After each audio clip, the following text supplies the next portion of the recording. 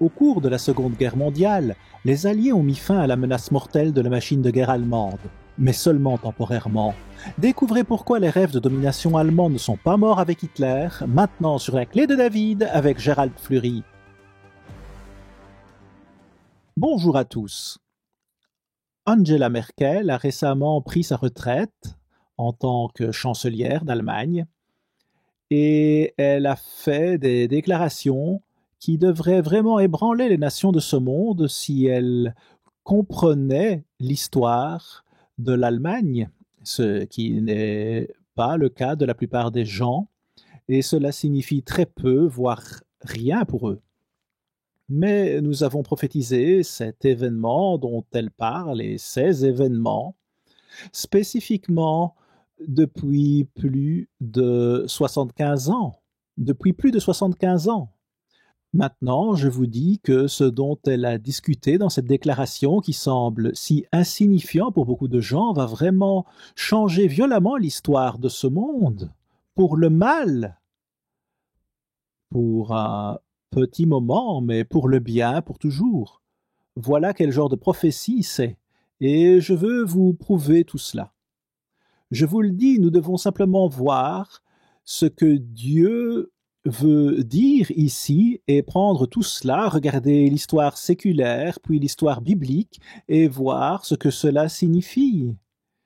Cela peut sembler insignifiant pour beaucoup de gens, mais laissez-moi vous dire que c'est directement lié à la seconde venue de Jésus-Christ. Directement. Et c'est un signe de ce qui va arriver très très rapidement. Laissez-moi vous donner les commentaires qu'elle a faits, et ceci est tiré du journal de Télégraphe, et voici ce que cela dit. Angela Merkel a admis qu'elle était impuissante à résister à la pression des entreprises allemandes pour soutenir le gazoduc Nord Stream 2, a affirmé Donald Tusk ce week-end. La décision de construire Nord Stream 2 a été la plus grande erreur d'Angela Merkel, a déclaré M. Tusk. Qui est cet homme ? Eh bien, il était le personnage clé des négociations du Brexit en tant que président du Conseil européen. Il ne s'agit pas d'une personne insignifiante, c'est l'ex-président du Conseil européen. Madame Merkel, poursuit l'article, a toujours défendu le gazoduc controversé face à la vive opposition des États-Unis et des alliés de l'Allemagne au sein de l'Union européenne. Mais M. Tusk affirme qu'elle lui a dit en privé qu'elle n'avait pas le choix. Pas le choix. Elle était impuissante, pas le choix. Qu'est-ce que ça veut dire? Pas le choix à cause de la pression qu'elle subissait de la part des chefs d'entreprise allemands. Cela peut paraître étrange pour beaucoup de gens, mais il s'agit en fait de l'un des plus grands secrets de ce monde qui accomplit la prophétie biblique d'une manière étonnante. Et encore une fois, pensez-y, impuissant à résister à cette pression de ces chefs d'entreprise. Qu'est-ce que ça veut dire? Pas le choix à cause de la pression de ces chefs d'entreprise. Pouvez-vous me dire ce que cela signifie? Pouvons-nous vraiment comprendre cela? Ce n'est pas quelque chose que l'on devrait ignorer, mais nous devons nous pencher sur cette question et voir ce qui se passe. Et je vous le dis, nous allons être choqués et beaucoup de gens vont être, je pense, intensément effrayés par cela. C'est un sérieux problème, là, dont elle parle, bien que si vous ne connaissez pas l'histoire allemande et la prophétie biblique, vous n'y comprendrez pas grand-chose.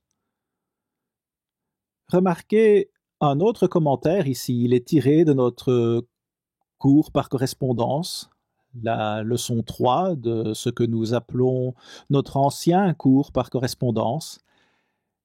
Et remarquez ce qu'il dit.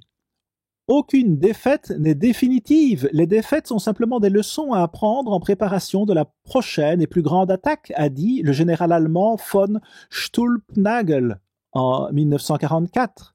C'était juste à la fin de la Seconde Guerre mondiale. Et remarquez ce qu'il disait. C'est une citation, voici ces mots, et cela vient d'un général. Dans la prochaine guerre mondiale, qui devrait avoir lieu dans les 25 ans, les mêmes erreurs ne doivent pas être commises. L'adversaire principal sera les États-Unis. Et tout l'effort doit être concentré contre ce pays dès le début. Notre défaite dans la guerre actuelle ne doit être considérée que comme un incident dans la marche triomphale de l'Allemagne vers la conquête du monde. Se sont-ils vraiment lancés dans cette ambition et essayent-ils encore de la réaliser? Et il concluait en disant « Deutschland über alles » ou « l'Allemagne par-dessus tout ». De quoi parle-t-il? Et qu'est-ce que ça veut dire? Ça veut dire quoi? Que l'Amérique est l'ennemi numéro 1 de l'Allemagne maintenant? Laissez-moi vous montrer une prophétie qui parle de ça. Apocalypse 17 et verset 8. La bête que tu as vue était, et elle n'est plus. Remarquez cela parce que, elle est allée en clandestinité. Comment a-t-elle fait cela? La bête que tu as vue était, et elle n'est plus. Elle doit monter de l'abîme et aller à la perdition, ou à la destruction.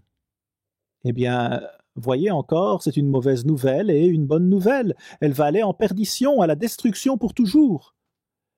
C'est l'abîme.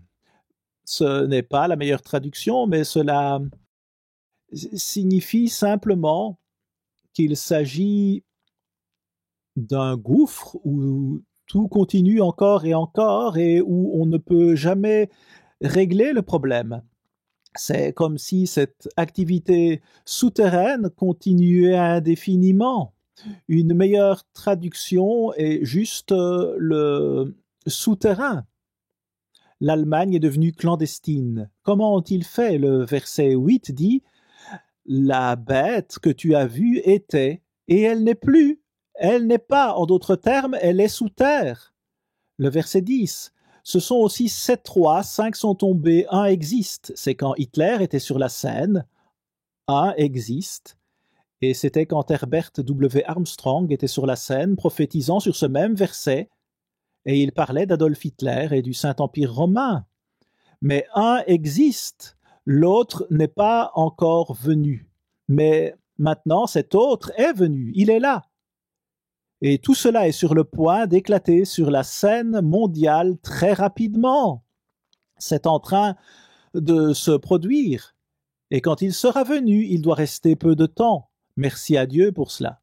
Le verset 12. « Les 10 cornes que tu as vues sont 10 rois, qui n'ont pas encore reçu de royaume, mais qui reçoivent autorité comme rois pendant 1 heure avec la bête. Ils ont un même dessein et ils donnent leur puissance et leur autorité à la bête. » Et ensuite, remarquez la bonne nouvelle, remarquez à quoi elle est reliée. Ils, le même peuple, ces 10 rois, combattront contre l'agneau, et l'agneau les vaincra parce qu'il est le Seigneur des seigneurs et le roi des rois, et les appelés, les élus et les fidèles qui sont avec lui les vaincront aussi. Vous voyez, l'Allemagne va diriger 10 rois. Ils vont tout diriger. Et il y aura des gens qui seront appelés, choisis et fidèles pour proclamer ce message au monde. Dieu va faire passer le message comme un avertissement à ce monde. Maintenant, si vous regardez le verset 17, il est dit « Car Dieu a mis dans leur cœur d'exécuter son dessein. » Mais pourquoi Dieu ferait-il cela? Pourquoi Dieu voudrait-il qu'il accomplisse sa volonté de cette façon? Il s'agit de nos péchés. Dieu est très préoccupé par nos péchés. Je vais vous lire 1 ou 2 autres citations. Je dois vous aider à voir cette histoire. Voici ce que disait le cours par correspondance il y a 57 ans. Les principaux industriels allemands, c'est de cela que parlait la chancelière Merkel. Les industriels allemands, les dirigeants allemands, les chefs d'entreprise allemands. Les principaux industriels allemands ont fondé une société qu'ils ont appelée la Ligue panallemande. Son slogan était Deutschland über alles, l'Allemagne au-dessus de tout.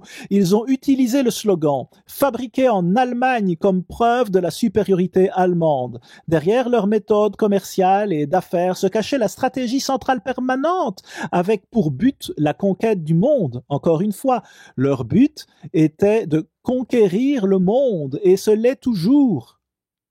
Et vous pouvez le prouver par leur propre histoire.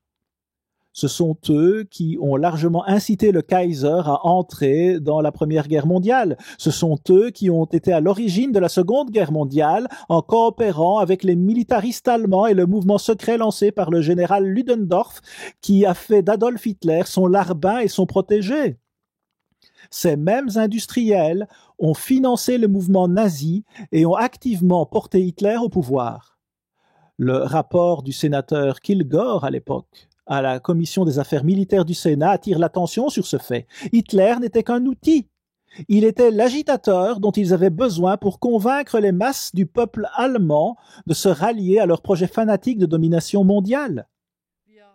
Écoutez, c'est exactement ce dont Angela Merkel parlait. Ces industriels savaient que s'ils perdaient la guerre, ils n'auraient qu'à blâmer Adolf Hitler et ils seraient alors libres de continuer pour un troisième tour. En d'autres termes, ils ont commencé la Première Guerre mondiale et ils ont commencé la Deuxième Guerre mondiale et ils vont commencer la Troisième Guerre mondiale selon votre Bible. Terrible prophétie, mais elle est néanmoins là. Nous en parlons souvent comme de l'Armageddon, mais elle est certainement annoncée dans votre Bible dans de nombreuses prophéties, une centaine d'entre elles. Les barons de l'industrie, après la fin de la guerre mondiale, sont entrés dans la clandestinité. Ils sont allés dans l'abîme. Ils continuent à le faire encore et encore et encore, et vous ne pouvez jamais nettoyer l'abîme de ce mal. Ils continueront simplement à agir jusqu'à ce que Jésus-Christ arrête personnellement ce groupe de personnes. Je veux dire que depuis le début, ces industriels allemands ont mené une double vie. Maintenant, vous devez y penser, ils ont mené une double vie. Et si vous regardez leur passé, ils ont secrètement collaboré pleinement avec les nazis, puis ils ont continué à collaborer avec eux après la Seconde Guerre mondiale. Et je vais vous montrer des preuves de cela. Il y a beaucoup de preuves de cela. Beaucoup de preuves. Vous voyez, encore une fois, peu importe comment vous l'appelez, mais c'est vraiment un événement très dangereux. Des industriels comme Krupp et de nombreux autres hommes d'affaires allemands exceptionnels ont activement créé de grandes usines dans le monde entier pour financer la Troisième Guerre mondiale. Pouvez-vous croire cela? Eh bien, je vais vous montrer un document déclassifié important et qui dit exactement cela. Mais les nazis sont entrés dans la clandestinité le 16 mai 1943, soit 2 ans avant la fin de la guerre. Savez-vous pourquoi ils sont entrés dans la clandestinité? Parce qu'ils savaient qu'Hitler allait perdre, et ils sont entrés en clandestinité. Et Hitler a été blâmé, et les gens qui l'ont utilisé comme marionnette, eh bien, personne ne les soupçonne. Ce sont des hommes d'affaires bien habillés, qui ont des entreprises dans le monde entier, et ils soutiennent toujours le même objectif que les nazis avaient pendant la Seconde Guerre mondiale. L'esprit nazi est toujours là. Une courte citation ici. Le gouvernement de l'histoire moderne a commencé à fonctionner dans la clandestinité. Aujourd'hui, les nazis travaillent fébrilement sur des armes ultramodernes et d'autres projets. En 1951, remarquez ceci, le docteur Adenauer, ex-chancelier de l'Allemagne de l'Ouest, a admis la présence de 134 anciens nazis ayant servi sous Hitler à des échelons élevés de son gouvernement de Bonn. En d'autres termes, le docteur Adenauer, lorsqu'il était chancelier, a dit qu'il y avait 134 anciens nazis dans son gouvernement. Et nous l'avons soutenu et n'avons rien dit à ce sujet. Des dictateurs, 10 dictateurs entrent en scène. Et Laissez-moi vous montrer autre chose qui est vraiment stupéfiant aussi. En 1996, un document des services de renseignement de la Seconde Guerre mondiale a été rendu public et a choqué le public. Ce document décrit en détail une réunion d'août 1944 entre les principaux industriels allemands et il révèle un plan secret d'après-guerre pour restaurer les nazis au pouvoir. Plusieurs des industriels d'élite allemandes étaient représentés, dont Messerschmitt et Volkswagen. Vous avez entendu parler de ces industries, sûrement. Elles sont assez célèbres aujourd'hui. Mais savez-vous ce qui se passe dans ces industries d'après ce document? Le gouvernement américain a gardé ce document secret pendant 50 ans, puis l'a déclassifié en 1996 et beaucoup de gens dans le monde ont été stupéfaits, mais d'un autre côté, les médias n'ont pas fait grand-chose à ce sujet, et donc les gens l'ont oublié et ont continué leurs affaires. Vous voyez ces hommes qui étaient dans la clandestinité, ils se sont fait passer pour des experts techniques dans les industries, mais ils soutiennent toujours cet objectif que l'Allemagne avait pendant la Première et la Seconde Guerre mondiale. C'est le même esprit. Saviez-vous que l'Allemagne a aujourd'hui une économie 2 fois plus importante que celle de la Russie? Et la Russie nous a aidés à vaincre l'Allemagne pendant la Seconde Guerre mondiale. C'est tout un accomplissement en peu de temps. Comment ont-ils fait? Eh bien, ils avaient déjà ces grandes entreprises, même avant que l'Allemagne ne soit un tas de décombres, mais ils ont relevé le pays rapidement parce qu'ils avaient des affaires dans le monde entier. Et nous ne comprenons toujours pas comment cela est arrivé. Plusieurs personnes ont dit que c'était dangereux quand on voit la rapidité avec laquelle cela s'est produit, mais personne n'est prêt à faire quoi que ce soit. Et si vous voulez voir comment nous avons dénazifié les Allemands pendant la Seconde Guerre mondiale, après 2 ans, ils ont donné ce programme aux Allemands eux-mêmes. Et c'était une farce. Brian O'Connell a écrit un livre en 1957 pour expliquer tout cela. Mais encore une fois, si vous voulez vous référer à ma brochure « La conquête allemande des Balkans », nous vous donnerons le document entier qui a été déclassifié en 1996 et il énumère 11 noms d'industriels qui se sont en fait consacrés à relever l'Allemagne pour la Troisième Guerre mondiale. Si vous pouvez le croire. Cela inclut Messerschmitt, Rheinmetall, Volkswagen et les industries Krupp. Il y en avait 11, je n'ai pas besoin de vous les lire tous. Mais je vais vous dire, il y avait un homme sur cette terre qui savait tout cela. Et il n'avait pas du tout le document, mais il savait ce qui se passait. Dieu lui avait révélé la prophétie et il nous avertissait, même à l'époque, de ce qui se passait en Allemagne. Très peu de gens l'ont écouté et l'ont méprisé et se sont moqués de lui de bien des façons. Encore une fois, après la Seconde Guerre mondiale, ils ont pensé « Bon, d'accord, nous avons gagné la guerre. » Mais il a dit « L'avons-nous vraiment gagné ?» Il a dit « Nous ne comprenons pas la minutie allemande, nous ne comprenons pas cela. » Et il n'avait aucun de ces documents classifiés à voir et à lire comme nous l'avons aujourd'hui. Mais ces chefs d'entreprise continuent à venir et à faire ce dont la chancelière Angela Merkel a parlé. Elle n'avait pas le choix. Elle était impuissante. Sont-ils tellement puissants? Ils l'ont été depuis le début. Ils ont mis des dirigeants en place. Maintenant, c'est leur propre histoire. Ne me blâmez pas si vous n'êtes pas d'accord avec ce que disent ces choses, mais l'histoire est là. Nous regardons tous en face.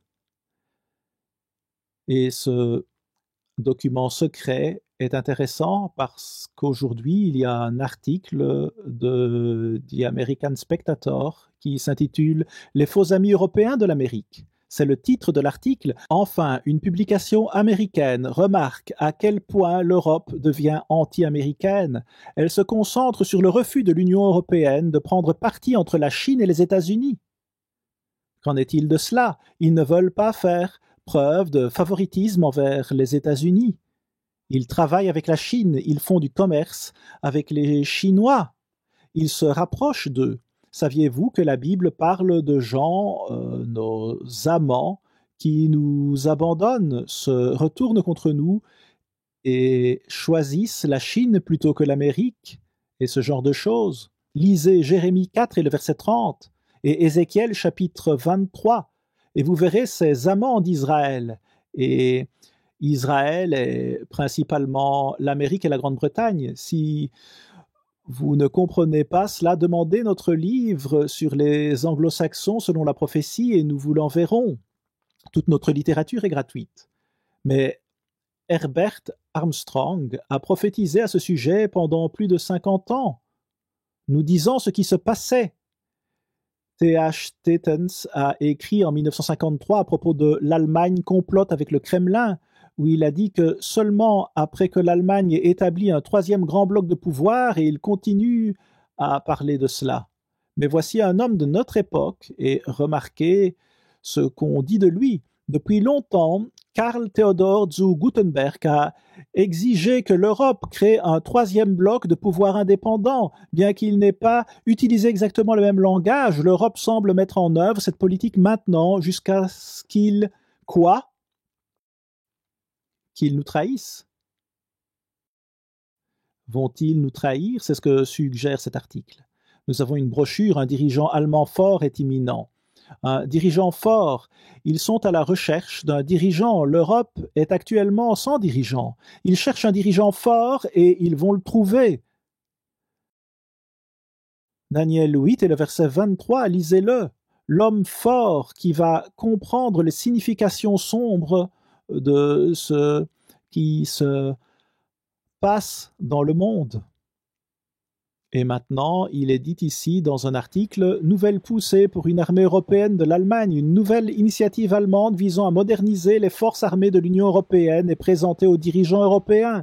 Et ils savent que beaucoup d'entre eux ne vont pas accepter ce qu'ils veulent faire et leur façon de diriger les choses. Et cela va se réduire à 10 rois prophétisés. La prophétie que je viens de vous lire dans Apocalypse 17. 10 rois. S'élèveront-ils en 2022 ou en 2023? Je vous le dis, ils sont prêts à se lever dès maintenant. Voici une déclaration de Winston Churchill dans un document signé avec Franklin Roosevelt en février 1945, juste après la Seconde Guerre mondiale. Voici ce qu'ils ont dit. « Notre objectif inflexible est de détruire le militarisme allemand et le nazisme et de faire en sorte que l'Allemagne ne puisse plus jamais troubler la paix du monde. » Parce qu'il l'avait déjà fait, il l'avait déjà déclenché 2 guerres mondiales. Il devait arrêter cette armée allemande, mais ils ne l'ont pas fait. Loin de là. C'est ce que disent ces événements et c'est ce que dit votre Bible. Eh bien, nous avons un autre livre que nous allons vous envoyer, la stratégie secrète de l'Allemagne pour détruire l'Iran. Ils vont détruire l'Iran. Cela va arriver et nous l'avons prophétisé pendant des années, de nombreuses années. Et l'Allemagne va faire exactement cela. Ils vont avoir une grande quantité de pouvoir et ils vont causer beaucoup de problèmes dans ce monde si nous ne nous réveillons pas et ne nous repentons pas et n'écoutons pas Dieu et ses prophéties. Que veut dire Angela Merkel quand elle dit qu'elle est impuissante à résister à la pression des entreprises allemandes? Je veux dire que c'est dans les entreprises allemandes que se trouvent aujourd'hui ces dirigeants, ceux qui ont l'esprit nazi. C'est là qu'ils sont entrés dans la clandestinité. C'est pourquoi personne ne les voit. Ils sont habillés comme des hommes d'affaires. Ils font des affaires. Ce ne sont que des techniciens dans ces entreprises. Mais le sont-ils? Est-ce choquant de dire qu'ils le sont? C'est ce qu'ils sont. Et nous devons le savoir. Monsieur Tusk dit que c'était sa plus grosse erreur. Et puis il dit qu'elle n'avait pas le choix à cause de la pression qu'elle subissait de la part des chefs d'entreprise allemands. Vous voyez, cet esprit nazi est toujours là. Il est toujours là et les gens, même les Allemands, ne réalisent pas ce qui se passe réellement dans la plupart des cas. À la semaine prochaine, ici Gérald Fleury. Au revoir les amis.